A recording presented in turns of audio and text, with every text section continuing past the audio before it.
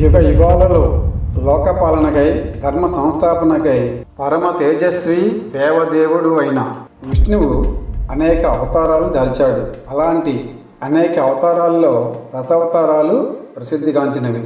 వాటిల్లో ముఖ్యమైనవి నరసింహస్వామి, రాముడు, కృష్ణుడు, వెంకటేశ్వర స్వామి. ఈ అవతారాల్లో భక్తుల నుండి పూజలను అందుకుంటున్నాడు. అయితే తన భక్తుల కోసం విష్ణువు దాల్చిన అవతారాల్లో మరొకటి హయగ్రీవ అవతారం. ఈ విషయం తెలుసుకునే ముందు ఒకసారి లైక్ చేసి షేర్ చేయండి. మీరు లైక్ చేయడం వలన ఈ వీడియో మరింత మందికి చేరువ అవుతుంది. రండి మన ఈ కథలోనికి వెళ్దాం.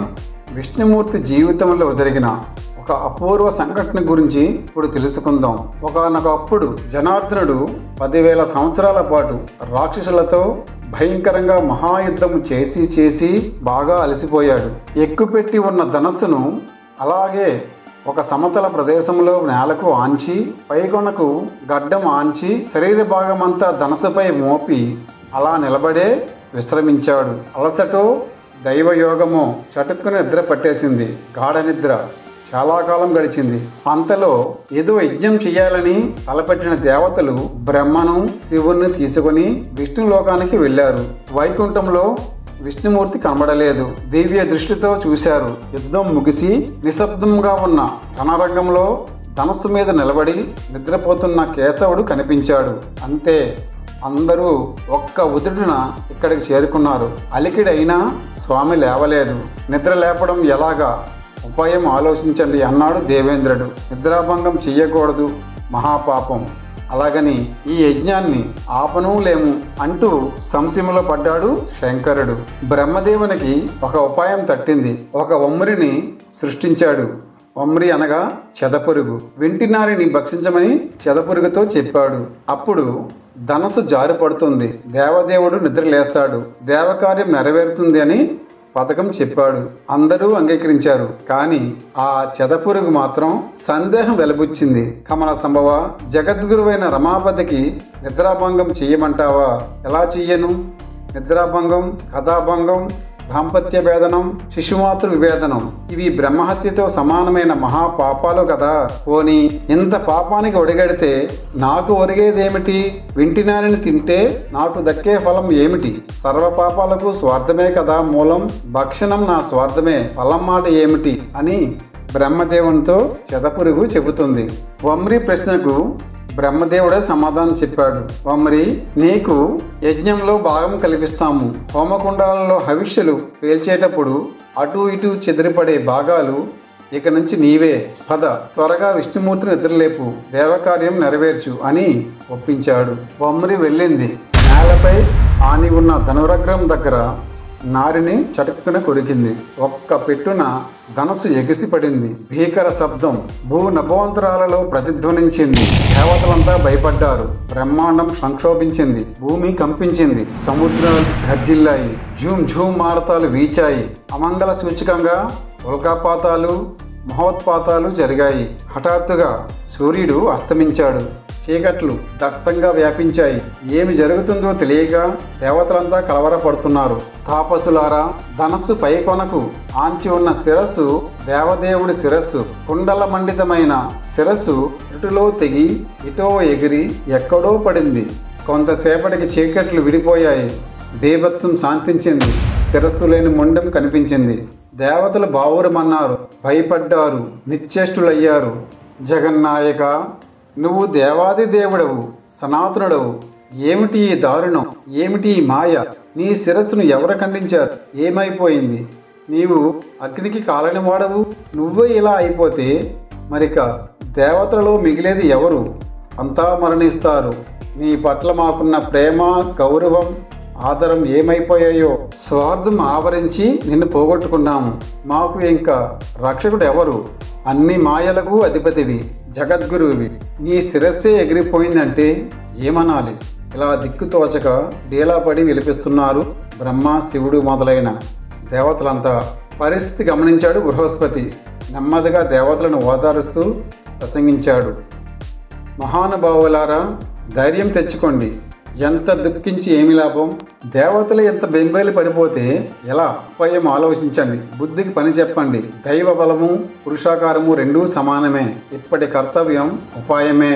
అప్పుడు బ్రహ్మాది దేవతలందరూ ఆ సృష్టికి మూలమైన ఆ మహాశక్తిని ప్రార్థించడం మొదలుపెట్టారు.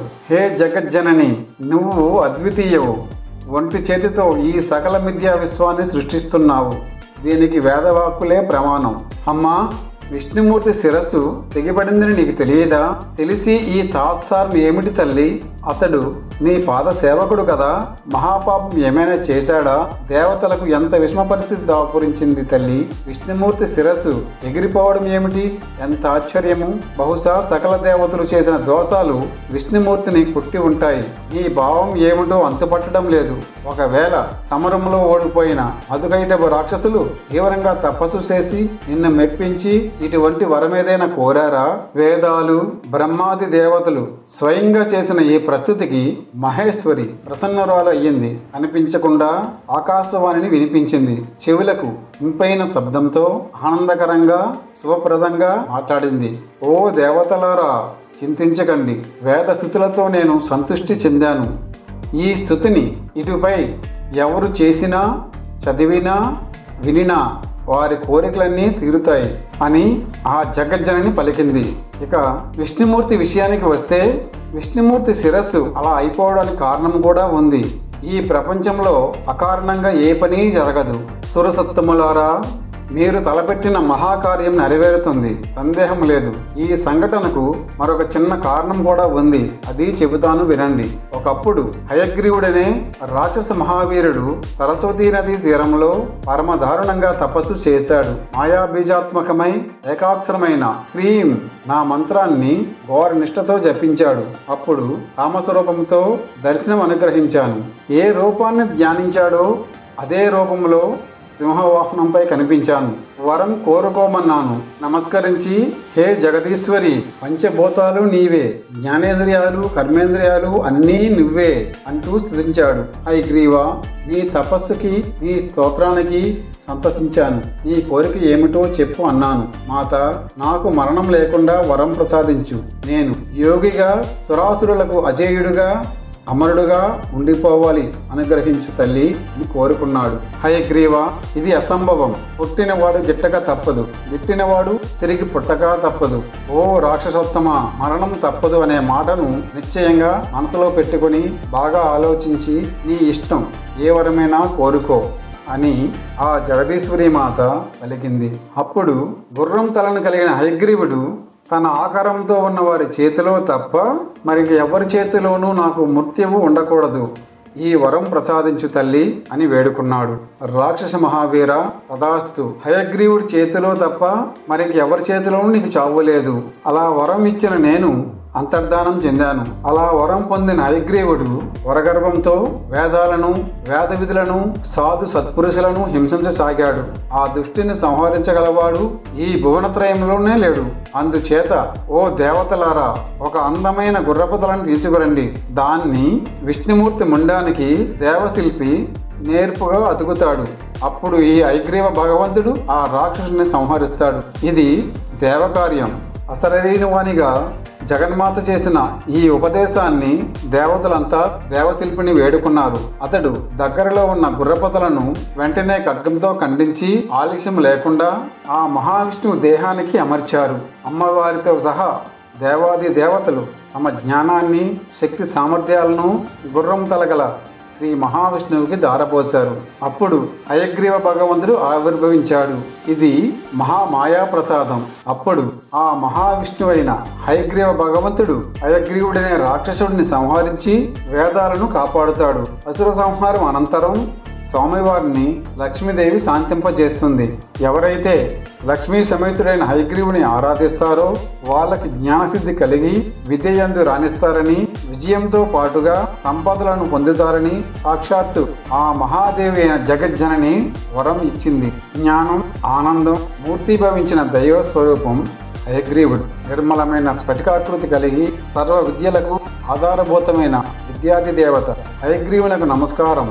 హయగ్రీవుడిని పూజించిన భక్తులకు విద్యనే కాకుండా ఏ సమస్యలైనా త్వరలో పరిష్కరించబడతాయి. ఇలా ప్రతి సమస్యను పరిష్కరించి హయగ్రీవుడు మానవులందరినీ చల్లగా చూస్తాడు. ఈ విషయమై దేవీ పురాణం, స్కాంద పురాణం, శ్రీమద్ భాగవతంతో పాటు ఆగమ శాస్త్రాల్లో కూడా హయగ్రీవుని ప్రస్తావన ఉంది. వీడియో నచ్చితే లైక్ చేయండి, షేర్ చేయండి. మీ అభిప్రాయాలను కామెంట్లో రాయండి. ధన్యవాదములు.